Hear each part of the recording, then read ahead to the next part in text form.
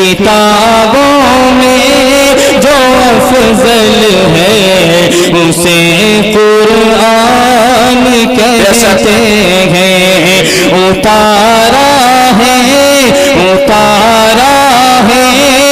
اسے جس نے اسے رحمان کہتے ہیں۔ نحمده ونصلي على رسوله الكريم، اما بعد۔ معزز سامعات، افتتاح بخاری کے روح پرور موقع پر جامعہ ام سلمہ پرسونی کے اس عظیم الشان 5واں سالانہ اجلاس عام میں میری تقریر کا عنوان ہے اگر موبائل نہ ہوتا تو کیا ہوتا۔ سید علی وقار، اس محنت کش قوم نے کئی کارنامے سر انجام دیے، وہی موبائل فون جیسا ایک جدید آلات تخلیق کیا۔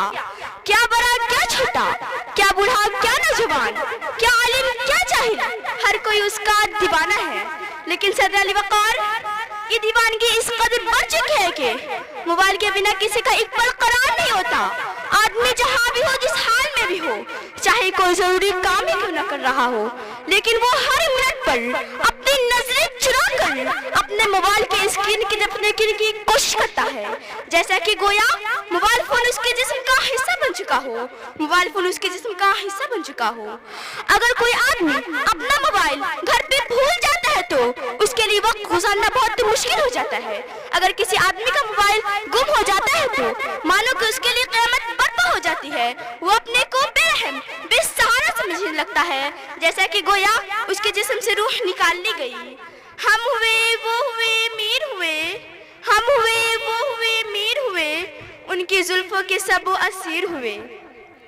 سید علی وقار، اس حالی نے کتنے خاندانوں کے چراغوں کو گل کر دیا، کتنے رابطوں کو ختم کر دیا۔ ایک ہی کمرے میں بیٹھے ماں، بہن، بھائی، بیٹی ایک دوسرے سے بات تک نہیں کرتے۔ اس آلے نے انسان کو ایک کمرے میں بند ہونے پر مجبور کر دیا۔ اگر موبائل فون نہ ہوتا تو یہ تمام رشتے ایک ساتھ بیٹھ کر خوشگپیوں میں مصروف ہوتے، مگر موبائل فون نے شرافت اور تمیز کو بسے پشت ڈال دیا، یہاں تک کہ اس کی گھنٹیاں مسجد حرام اور مسجد نبی میں سنائی دیتی ہے۔ ہم آرزو کرتے ہیں کہ خانہ کعبہ کی زیارت کریں، مگر افسوس وہاں پہنچنے سے پہلے ہم موبائل فون نکال کر سیلفیاں بناتے ہوئے نظر آتے ہیں۔ سید علی وقار، مگر ہماری نوجوان نسل موبائل فون کا استعمال کر کے اپنے آپ کو برباد کر رہی ہے۔ اگر موبائل فون نہ ہوتا تو اقبال کے شاہینوں کے ہاتھوں میں کتابیں ہوتی، جی ہاں وہی شاہین جنہیں ستاروں پر کمنی ڈالنی تھی، مگر آج وہ ستاروں پر کمنی ڈالنے کی بجائے کسی ستاروں پر کمنی ڈالتے ہوئے نظر آتے ہیں۔ سید علی وقار، اگر موبائل فون نہ ہوتا تو ہماری نوجوان نسل تیزی سے اس جانب نہ دار رہی ہوتی جہاں مغربی ذرائع پہنچ چکے ہیں۔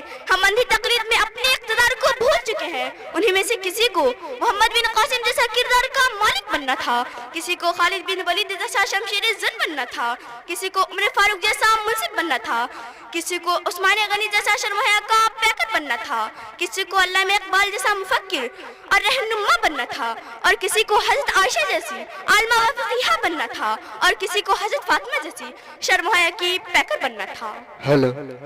مگر آج وہ موبائل میں گندا گانا سنتے ہوئے نظر آتے ہیں۔ اگر سوشل میڈیا کی بات کی جائے تو ہماری نوجوان نسل ٹک ٹاک پر اپنے آپ کو برباد کر رہی ہے۔ اگر موبائل فون نہ ہوتا تو انہیں میں سے کسی کو مریم مختار اور عرفات کریم بنتی، اور کوئی ایک قطب الدین ایبک اور ٹیپو سلطان بنتا۔ جن نوجوانوں کا اچھا نصاب تعلیم دینا تھا انہیں موبائل فون کے لیٹسٹ ماڈل دی جا رہے ہیں۔ سید علی وقار، میں پوچھتی ہوں اگر موبائل فون نہ ہوتا تو کیا ہوتا؟ میں بتاتی ہوں اگر موبائل فون نہ ہوتا تو کیا ہوتا۔ اگر موبائل فون نہ ہوتا تو 18 سال کی لڑکی اپنے ماں باپ کی عزت خراب کر کے کسی دوسرے کی عزت نہ بنتی۔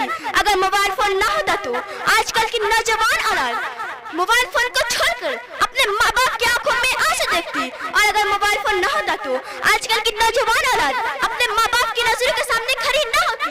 موبائل فون نہ ہوتا تو آج کل کی نوجوان اولاد تیز آواز میں بات نہ کرتی۔ سید علی وقار، اگر اس نفسا نفسی کے دور میں ہم موبائل فون جیسی وبا کو ایک طرف رکھے اور رشتہ داروں سے بات چیت کر کے دیکھے تو ہمیں احساس ہوگا وقت کتنی خوبصورتی سے گزرتا ہے۔ وقت کی قلت دامنگیر ہے، اس لیے میں اپنی بات ختم کرنا چاہتی ہوں۔ اللہ تعالی ہمیں اور آپ سب کو موبائل کے فتنے سے محفوظ رکھے۔ وآخر دعوانا ان الحمدللہ رب العالمین۔